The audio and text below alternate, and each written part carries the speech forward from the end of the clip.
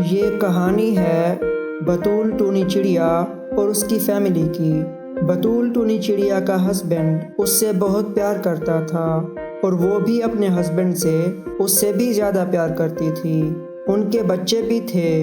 ٹنٹنی ان کی سب سے بڑی بیٹی تھی۔ ٹونی چڑیا کے ہسبینڈ کی کوئی نوکری نہیں تھی، وہ محنت مزدوری کرتا تھا، لیکن وہ اپنی محنت سے اتنا پیسہ کما لیتا جس سے اس کی فیملی کا آرام سے گزر بسر ہو جاتا تھا۔ اب وہ بوڑھا ہو چکا تھا۔ ایک دن زیادہ وزن اٹھانے کی وجہ سے اچانک اس کی موت ہو جاتی ہے۔ بطول ٹونی چڑیا جب اپنے ہسبینڈ کو مرا ہوا دیکھتی ہے تو اس کے پاؤں کے نیچے سے زمین نکل جاتی ہے۔ ٹنٹنی کے بابا برائے کرم جاگ جائیں، آپ کیسے چھوڑ کر جا سکتے ہیں اپنے پیارے بچوں کو؟ اپنے پیارے بچوں کے لیے اٹھ جائیں آپ۔ ٹنٹنی چڑیا اپنی بوڑھی ماں کو ایسے روتا دیکھ کر اس کے پاس جاتی ہے۔ ماں جی، ان کا وقت پورا ہو گیا ہے، بابا اب نہیں اٹھیں گے۔ نہیں، یہ نہیں ہو سکتا، برائے کرم اٹھیں آپ، اپنے بچوں کے لیے، خدا کے لیے اٹھیں آپ۔ ماں جی اب بس کریں آپ، بابا اب نہیں اٹھیں گے۔ بطول ٹونی چڑیا کو اپنا گھر چلانے کے لیے اور اپنے بچوں کو پالنے کے لیے کچھ نہ کچھ کرنا تھا۔ ٹنٹنی چڑیا بھی اپنی بوڑھی ماں کا ساتھ دیتی ہے اور کہتی ہے، ماں جی ہم ایسا کرتے ہیں، چوڑیوں کا ٹھیلا لگاتے ہیں، یہ گھر گھر میں ہاتھ پھیلانے سے بہتر ہے، ہم اس میں محنت کر کے 2 وقت کا گزارا کر لیں گے۔ وہ چوڑیاں بیچنا شروع کر دیتی ہیں۔ جس کو بھی چوڑیاں پسند آتی وہ چوڑیاں خرید لیتا۔ یہ چوڑیاں کتنے کی ہیں؟ میں انہیں 200 روپے میں فروخت کر رہی ہوں۔ گاہک کو چوڑیاں پسند آتی ہیں اس لیے وہ 200 روپے میں خرید لیتا ہے۔ بطول ٹونی چڑیا جب اپنے گھر ہوتی ہے تو وہ بیٹھ کر رونے لگتی ہے۔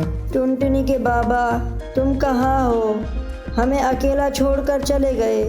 کچھ دیر بعد بطول ٹونی چڑیا کے بچے اس کے پاس آتے ہیں۔ بطول ٹونی چڑیا اپنے بچوں کو پاس دیکھتی ہے تو اس کے دل کو سکون ملتا ہے۔ اس کا ایک بیٹا بھی تھا جس کا نام ککو تھا اور چھوٹی بیٹی کا نام چنکی تھا۔ پریشان نہ ہوں آپ امی، میں پڑھ لکھ کر بہت سا پیسہ کماؤں گا جس سے ہماری ساری ضروریات پوری ہو جائیں گی۔ امی، ابو سے خرچ لے کر میں نے کچھ پیسے جمع کیے تھے، وہ میرے پاس ہیں، یہ لیں آپ، اس کو کام پر لگائیں۔ میرے پیارے بچوں، میرے پاس تم جیسے بچے ہی سب کچھ ہیں۔ چڑیا کو شادی پہ چوڑیوں کا آرڈر ملتا ہے جس سے اس کے پاس اچھے پیسے جمع ہو جاتے ہیں۔ اب اپنی دکان کو وہ مزید بڑھا لیتی ہے جہاں چوڑیوں کے ساتھ ساتھ جیولری بھی رکھتی ہے۔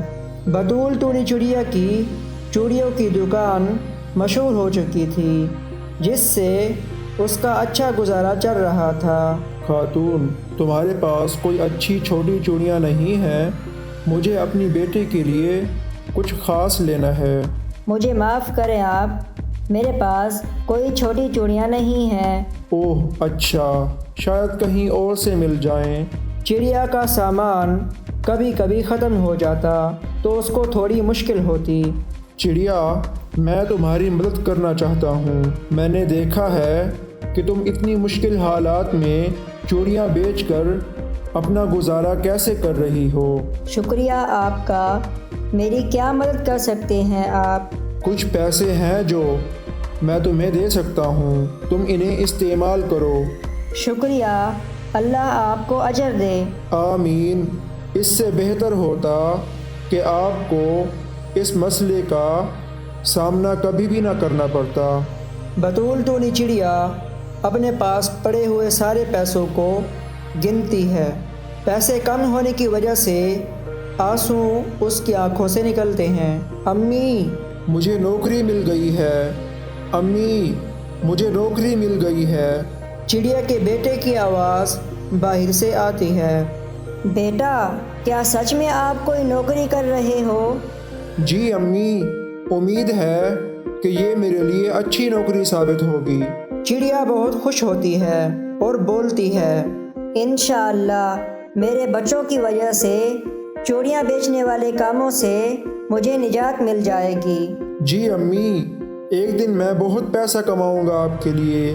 وہ دکان میں بہت کام کرتی ہے، پر انتہائی مشکلات کے باوجود بھی اکثر اوقات وہ اپنے پاس رکھے ہوئے چند ایک چوڑیوں کی بندوق ہی بیچ پاتی ہے۔ ایک دفعہ چڑیا کے گھر کو آگ لگ جاتی ہے، جس کو وہ دیکھ کر بہت روتی ہے۔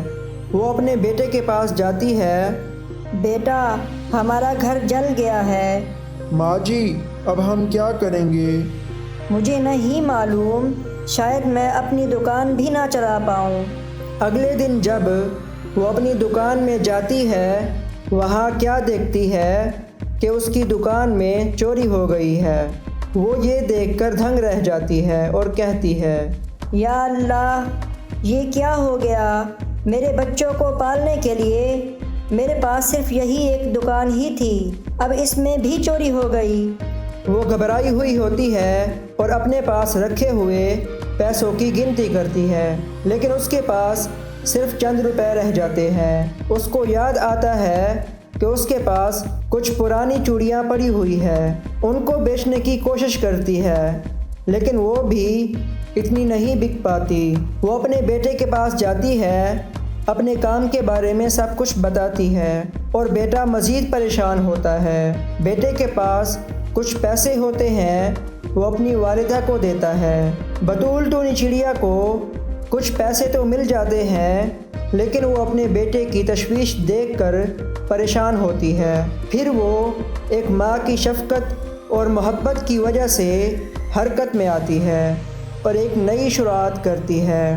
وہ ایک کھانے کی دکان کھولتی ہے اور اپنی مہارت کے ذریعے خوبصورت اور مزیدار کھانے بنانے لگتی ہے۔ اس کی دکان اچھی چل جاتی ہے اور وہ اپنی کمائی سے اپنے بیٹی کی پڑھائی مکمل کرتی ہے۔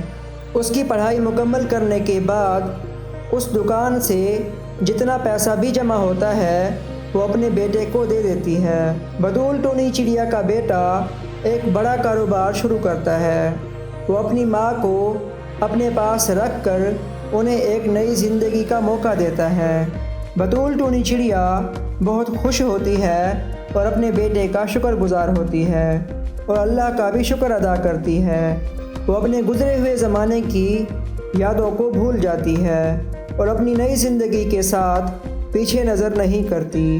اس کہانی سے ہمیں یہ سبق ملتا ہے کہ ہمیں کبھی بھی ہار نہیں ماننی چاہیے۔ اگر آپ کو ویڈیو اچھی لگی ہے تو ویڈیو کو لائک کر دیں، اور اگر آپ نے میرے چینل کو سبسکرائب نہیں کیا تو سبسکرائب بھی کر لیں اور ساتھ میں لگے بیل آئیکن کو بھی پریس کر دیں تاکہ ہماری آنے والی ہر ویڈیو کا نوٹیفیکیشن آپ کو رسیو ہو جائے۔